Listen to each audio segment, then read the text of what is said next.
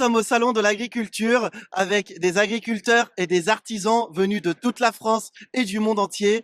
Ils produisent des tas de bonne nourriture, du chocolat, du chien chaud, des champagnes, des vins de toutes sortes. C'est absolument incroyable et on va découvrir ça tous ensemble. Je suis avec Franck, présentateur du chien chaud région Centre-Val de Loire. Bonjour Franck. Enchanté. Est-ce que vous pouvez nous présenter les spécialités que vous faites? Alors nous, on fait le chien chaud. Le chien chaud, c'est quoi? C'est le hot dog à la française, qui vient d'Orléans. Pourquoi? Parce qu'à Orléans, on nous appelle les chiens, les habitants d'Orléans nous appellent les chiens d'Orléans.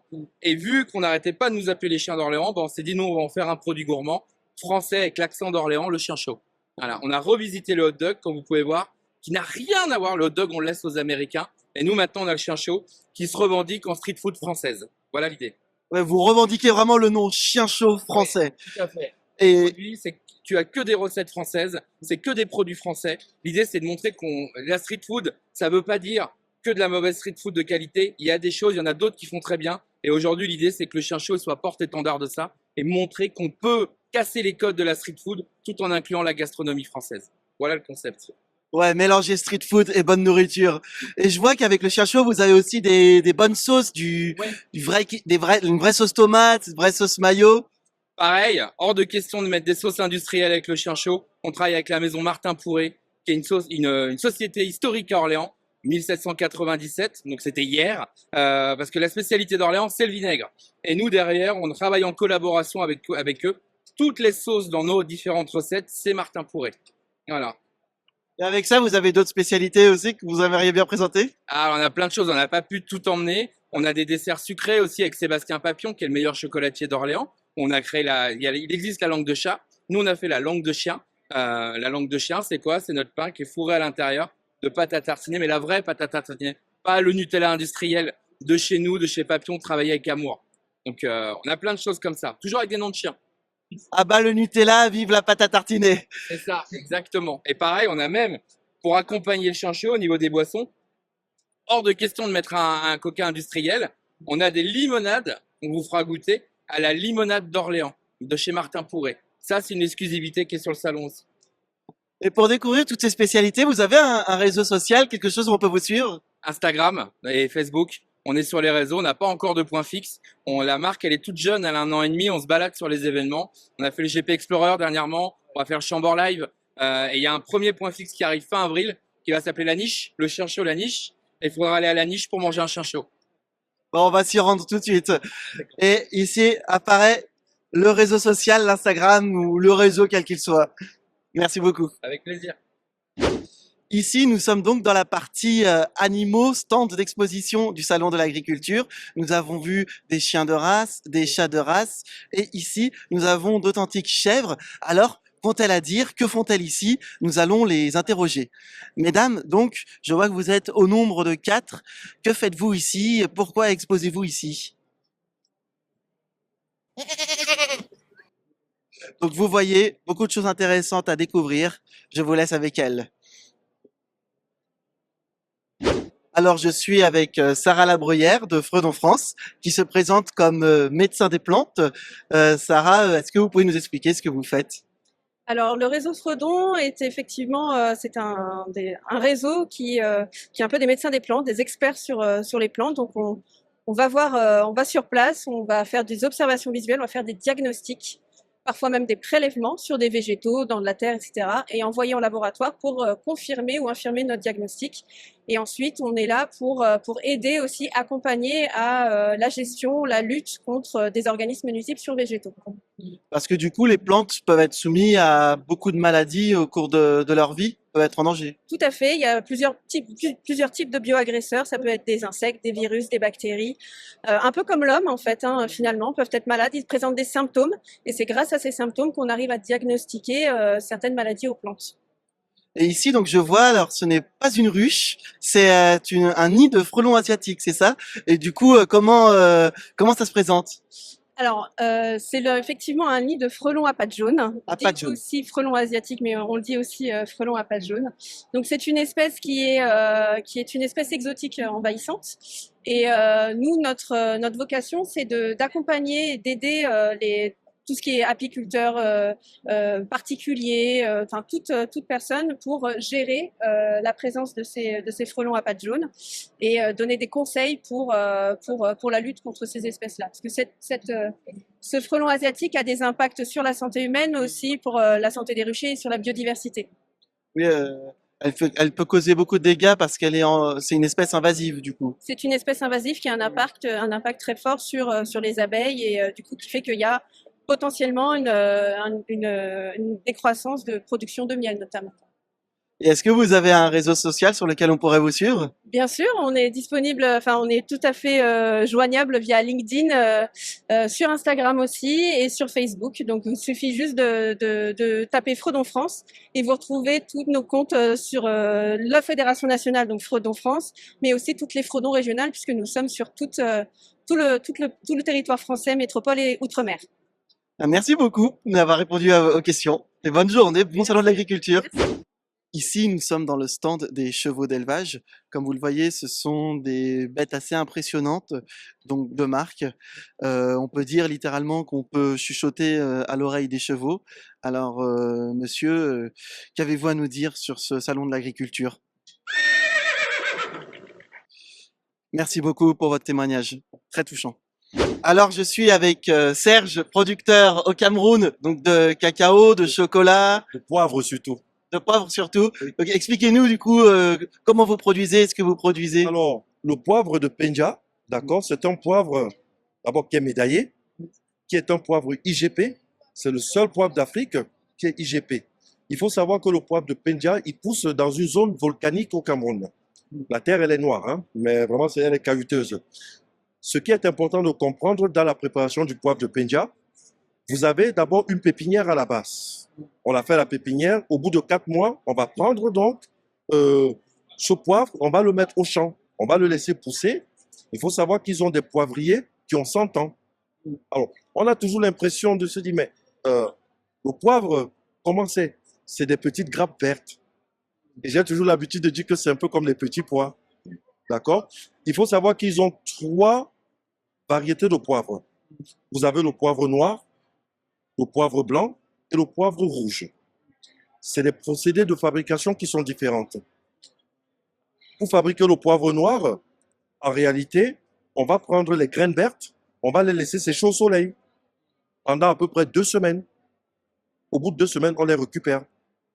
Pour passer du noir au blanc, en fait, on va prendre le poivre noir, on va le laver jusqu'à enlever toute la peau. Et là, vous avez du poivre blanc.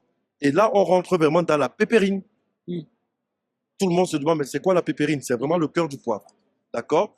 Et pour le rouge, on va laisser maturer la graine sur le poivrier. Il faut savoir que tout ça, ils sont même pas au courant qu'ils sont écolos. Parce que tout est fait naturellement. Et le poivre de Penja, puisqu'on est producteur, mais ça se consomme beaucoup au Cameroun. Parce que c'est un poivre qui est numéro 1 au monde. D'accord? Et c'est un poivre qui va agrémenter beaucoup de plats. D'accord? Vous pouvez par exemple faire une bonne côte de bœuf avec du vin et vous mettez du chocolat au-dessus avec du poivre. C'est super bon. C'est super bon parce que vous sortez la côte de bœuf, en fait, vous la faites d'abord préparer à l'avance, vous la mettez au four, une fois qu'elle est bien grillée, vous mettez votre poivre et vous faites un coulis de chocolat noir du Cameroun. Voilà, et c'est super bon. Vous pouvez également faire un gâteau poivré au chocolat. Vous voyez? Le poivre, en fait, beaucoup de gens l'utilisent sans connaître et sans savoir comment on cuisine avec. Oui, parce que c'est vrai qu'on pense pas forcément à associer le poivre et le chocolat, par exemple. Mais oui, alors, on est toujours dans le traditionnel et on aime garder les bonnes habitudes. Alors que si on ouvre les horizons et qu'on découvre d'autres saveurs, et si on a la curiosité comme vous avez eu, franchement, on découvre d'autres choses. C'est important de comprendre que la cuisine, ce n'est pas seulement venir se mettre devant un four, devant une cuisinière et cuisiner. La cuisine, c'est de l'art. Oui. C'est de l'art. Et c'est d'associer les saveurs et les ingrédients qui vont faire en sorte que, waouh, les papilles, on décolle. Explose. Elles explosent et on décolle. D'accord? On a beaucoup de choses que nous, au Cameroun, nous produisons, puisqu'il faut savoir que le Cameroun, c'est quand même un pays atypique, d'accord? C'est un pays qui compte 258 dialectes. Ah ouais. Bon, je vous cache pas qu'il faut pas rester à côté d'un Camerounais quand il est énervé parce que c'est désordonné dans sa tête. Non, je rigole. C'est impotable. Mais il faut comprendre que le Cameroun a beaucoup de produits et beaucoup de choses à offrir. Et c'est pour ça que nous, on est là et que là, on remercie beaucoup l'ambassade du Cameroun et la CAPEF de nous avoir donné l'opportunité de présenter tous les produits que nous avons au Cameroun. Nous avons fait des produits phares. Je vous présente Eddy, qui est un producteur de cacao. D'accord? Vous pouvez le filmer, producteur de cacao, qui est très important de comprendre que ça part de sa plantation jusqu'à votre table de chocolat. Il n'y a pas d'intermédiaire. C'est important de comprendre ce genre d'agriculture. Parce qu'aujourd'hui, c'est les grosses firmes, comme les centres commerciaux, les centrales d'achat, qui vont essayer de tuer le petit artisan que nous sommes. Alors que quand vous avez un produit comme ça, on sait que c'est fait maison, on sait d'où ça vient, mais on est heureux de partager ça, on est heureux de le goûter, on est heureux de le manger. Donc, que ce soit le chocolat, que ce soit le café, que ce soit le poivre, c'est des producteurs maison, comme nous. Et vous avez du coup le label, vous avez parlé d'un label IGP. IGP, est-ce que vous pouvez nous expliquer du coup ce que c'est? Alors, IGP, c'est l'indication géographique protégée. Ça a été, on a beaucoup travaillé avec la France. Il faut savoir qu'on a quand même mis 15 ans pour l'avoir. Hein. C'est un peu pour faire l'analogie. Quand on parle d'un vin AOC, les AOC, ben, c'est un peu pareil. Ah, vous êtes l'AOC du poivre et du chocolat. C'est du poivre, voilà, c'est ça. Et est-ce que vous avez un réseau social pour qu'on puisse vous suivre? Oui, alors on a Facebook, vous tapez la maison de l'épice, Lou Berlou, ah, vous allez voir tout ce qu'on fait. Merci beaucoup. Je vous en prie. Et très beau salon de l'agriculture. Merci.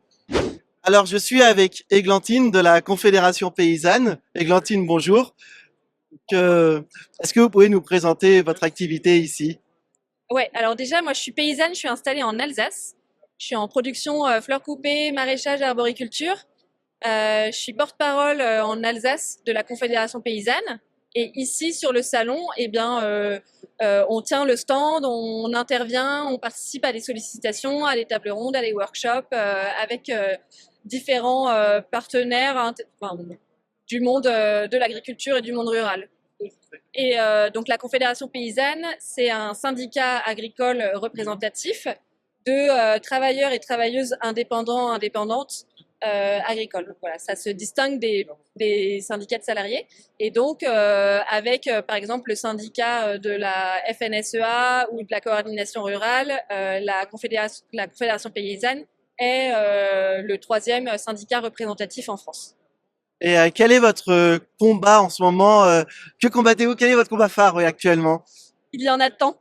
Il y a beaucoup de sujets. Il y a des sujets liés à la formation, à la transmission, à l'installation. Donc nous, on veut 1 million de paysans et de paysannes pour demain, même pour hier d'ailleurs. Et il y a des enjeux autour de l'eau en ce moment, les enjeux autour des nouvelles techniques génomiques qui sont le petit nom caché des OGM.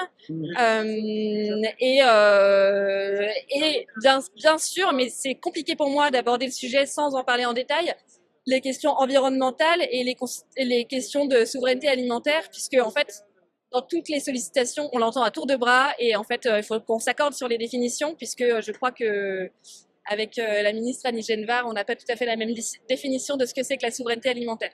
Oui, on en parle beaucoup, mais finalement, qu'est-ce que la souveraineté alimentaire du coup? Quelle définition vous donneriez? Eh ben, nous, c'est la définition des Nations Unies. Donc, l'ONU, en 2018, a travaillé sur une déclaration qui s'appelle l'UNDROP. Je ne saurais pas, United Nations Declaration for the Rights of, je sais pas quoi, rural, des personnes du monde rural, partout dans le monde. Et la souveraineté alimentaire, c'est pas seulement avoir à manger, c'est être capable de choisir démocratiquement, c'est un droit à choisir son alimentation. C'est pas juste avoir à manger, c'est pas l'aide alimentaire, c'est le droit de choisir son alimentation. Mais grâce au Mercosur, on pourra choisir l'alimentation venue du monde entier, du coup. Oui, alors non, effectivement, les limites, les accords de libre-échange et les accords avec les pays du Mercosur, ça profite ni aux paysans là-bas, ni aux paysannes qui sont ici. Au contraire, ça va dans le sens de la mondialisation, de la division internationale du travail. Jusqu'à présent, l'agriculture échappait un petit peu à cette division. C'était vraiment pour les biens manufacturés, l'industrie. Et là, tout à coup, on commence à mettre l'alimentation, l'agriculture dans cette division internationale du travail. Ça n'a pas de sens. Ça va absolument à l'encontre de la souveraineté alimentaire. Et c'est quelque chose contre lequel on se bat. Les accords de libre-échange à la Confédération paysanne, c'est non. Il n'y a aucun accord de libre-échange qui soit valable sur le plan agricole. C'est pas possible. Oui, ça détruit des productions plus fragiles, entre guillemets, enfin des plus petites producteurs agricoles au profit de grands groupes qui du coup profitent du marché international en quelque sorte. Oui, les profits des échanges, des traités de libre-échange, ça va aux grands groupes agro-industriels et à la distribution.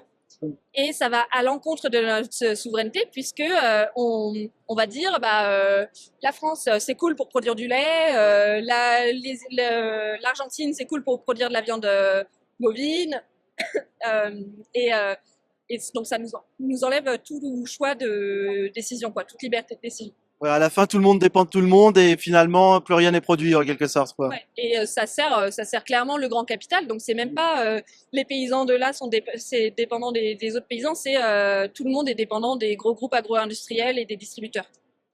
Merci beaucoup d'avoir répondu à nos questions. Est-ce que vous avez un réseau social sur lequel on pourrait vous suivre? Oui, je crois qu'il y a une page Facebook et une page Instagram de la Confédération paysanne. Et des tas d'autres et un site internet sur lequel il y a tous nos plaidoyers voilà, au niveau national. Merci beaucoup et bon salon de l'agriculture. Merci.